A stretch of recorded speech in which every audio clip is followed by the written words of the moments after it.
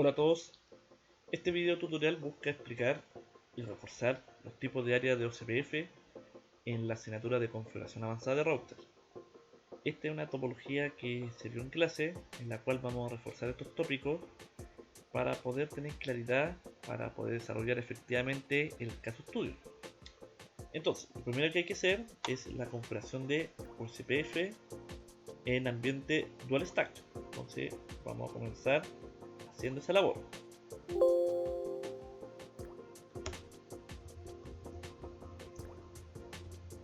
Entonces, vamos a utilizar el formato de router ID XXXX, donde la X se reemplace por el número de router.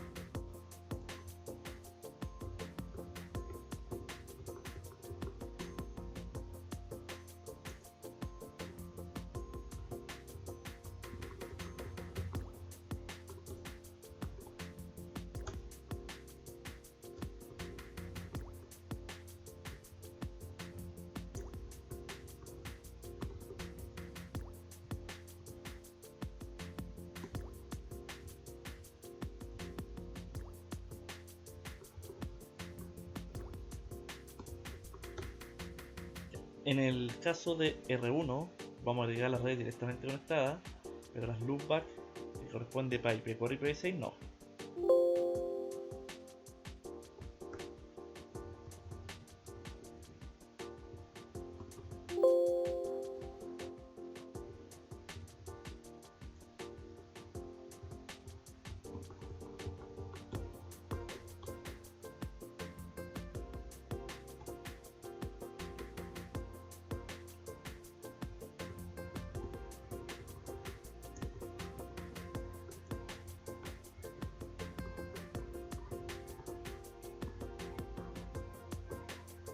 Ahí me faltó.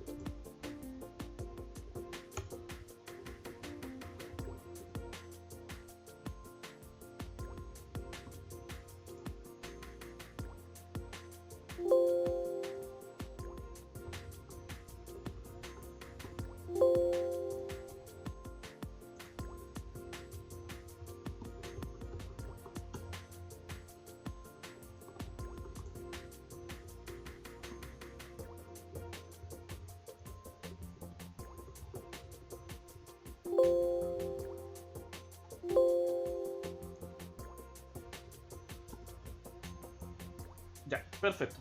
Hemos terminado de configurar OSPF Dual Stack en esta topología. Entonces vamos a reforzar algunos temas bien importantes sobre este protocolo.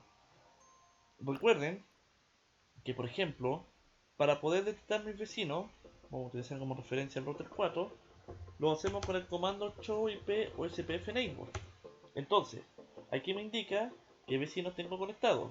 Obviamente, como nosotros utilizamos el formato XXXX, yo puedo identificar mi vecino a través del router ID. Entonces, como R4 tiene dos vecinos, AR1 y AR5. No tienen prioridad por ser enlace de tipo point to point. Está en estado full, como red point to point, nos eligen roles de router, el tiempo muerto, que se va refrescando cada 10 segundos con los paquetes hello, la IP del siguiente salto y la interfaz por donde estoy formando en este caso lo que es la adyacencia.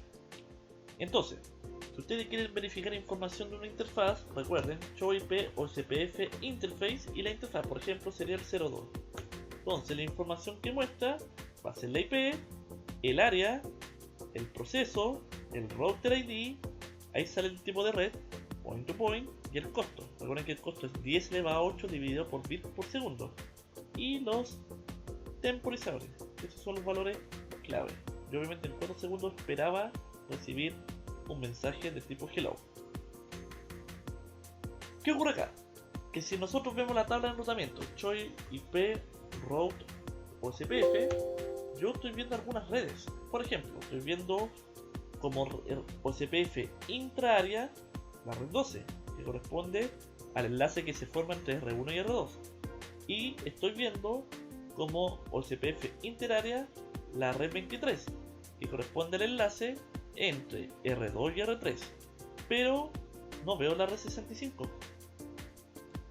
Si yo me voy, por ejemplo, al router 6 y veo la tabla de enrutamiento show IP route OSPF, a nivel de OSPF este no conoce absolutamente nada. ¿Y esto por qué ocurre? Ocurre de la siguiente manera. Esto se da por el tema de que obviamente en un diseño de red de OSPF yo puedo dividir el área 0 en múltiples áreas, pero las áreas tienen que quedar contiguas o unidas al área 0. En este caso, la que están unidas es el área 54 y 23, ya que aquí lo unen los routers ABR. Aquí también tenemos un router ABR que es el router 5, pero ocurre que el área 65 no está unida al área 0. Entonces, ¿qué ocurre? Que la información no llega de OSPF ahí.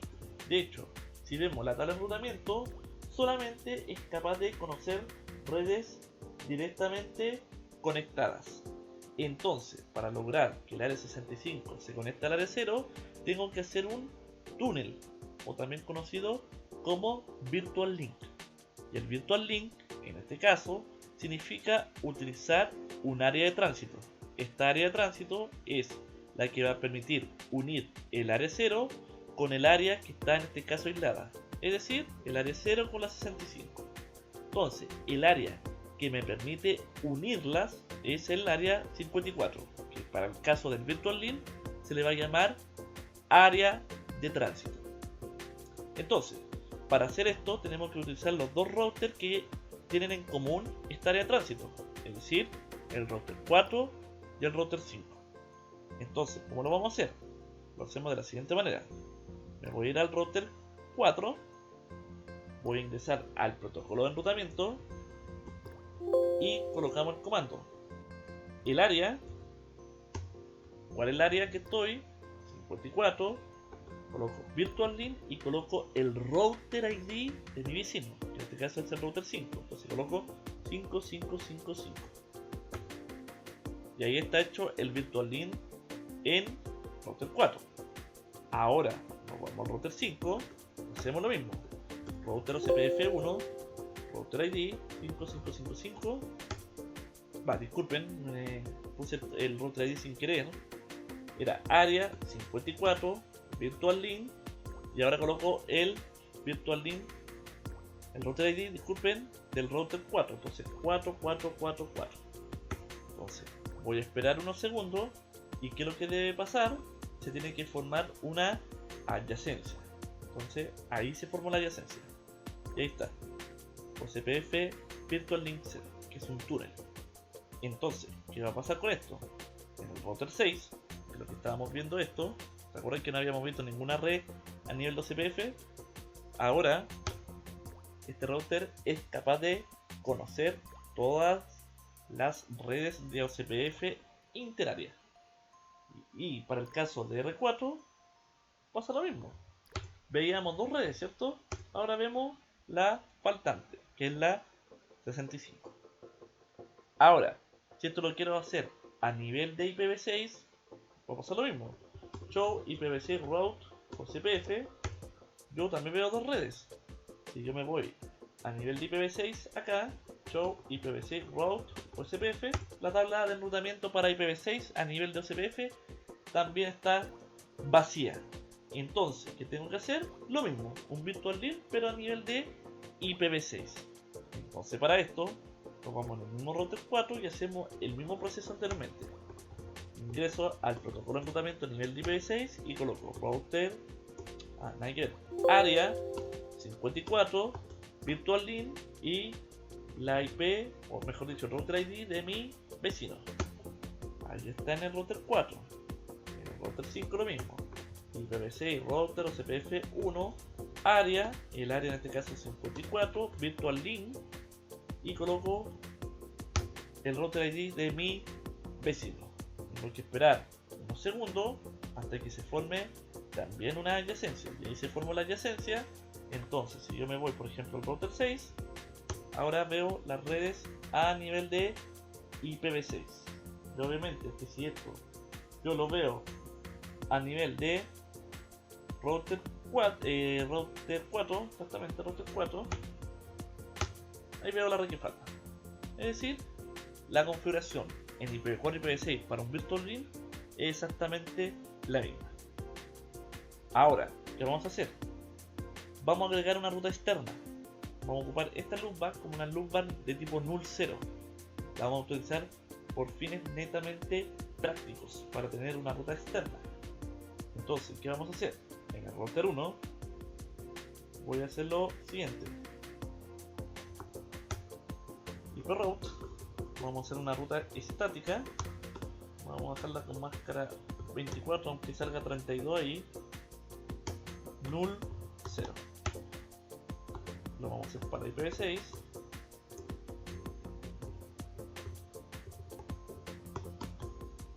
Esta ruta que apuntan a null 0 significa que una ruta que si yo apunto a ella, todo va a ser dropeado, filtrado en una papelera de bits, es lo que estamos haciendo. Pero lo vamos a ocupar como una ruta externa.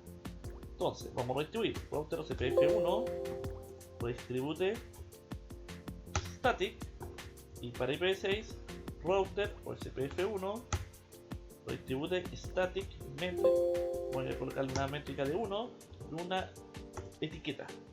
Entonces, por ejemplo, si yo me voy al router 2 y veo la tabla de enrutamiento, ahí tenemos nuestra ruta externa. Si ahora lo hacemos para IPv6, ahí tenemos nuestro tag.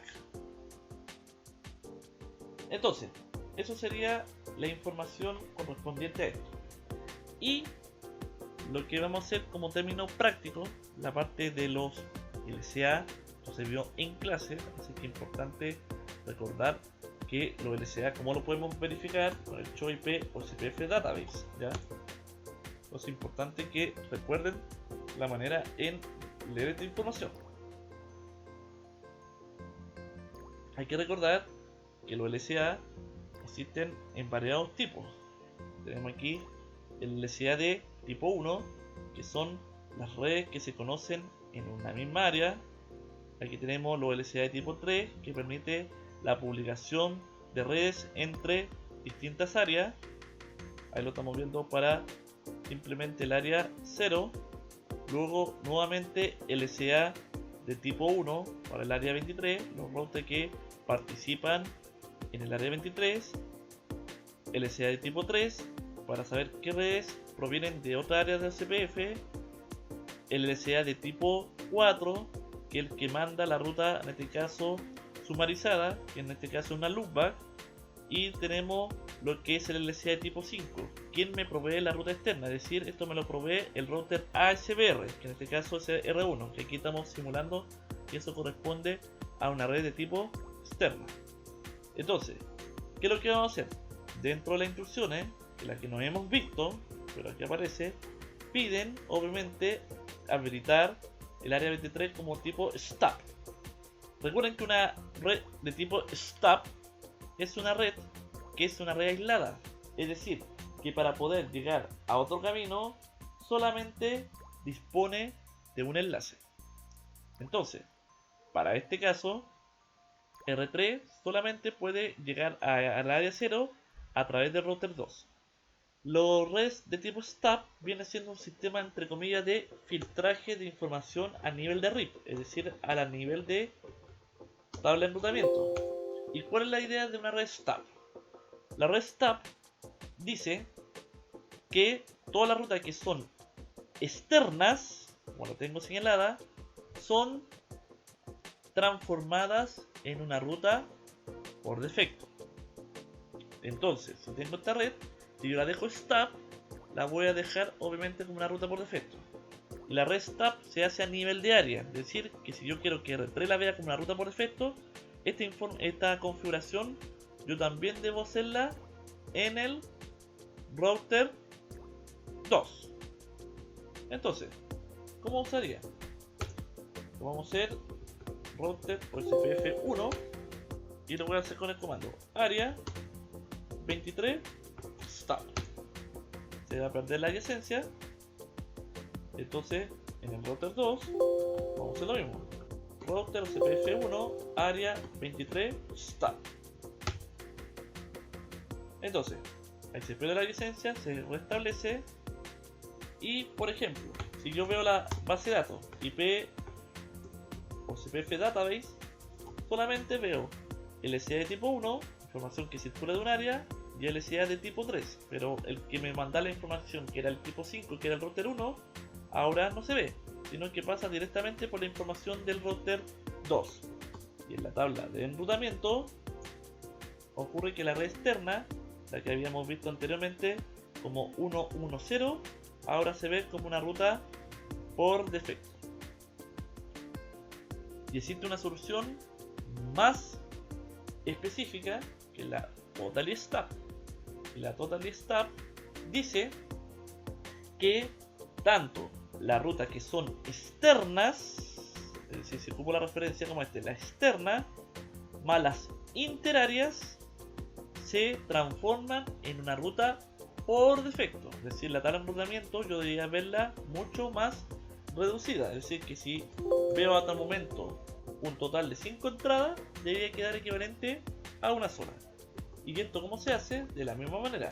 Router CPF1, entonces coloco área 23 stub no summary. Ahora lo hago en el router 2. Router CPF1 área 23 stub no summary.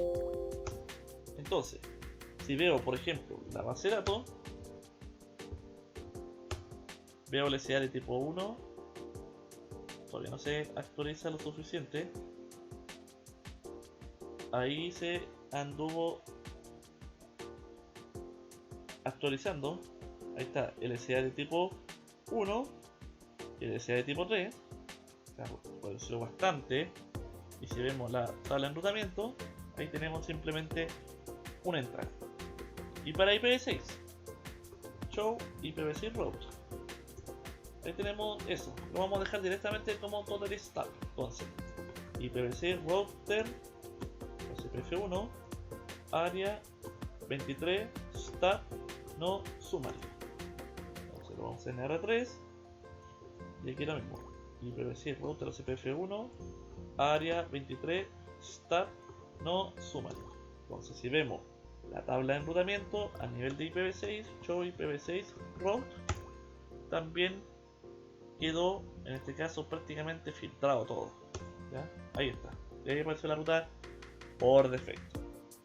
Entonces, con eso hemos reforzado los tipos de áreas CPF para que lo utilicen para reforzar para su evaluación y para el desarrollo de sus casos de estudio. Así que nos estamos viendo en clase. Hasta luego.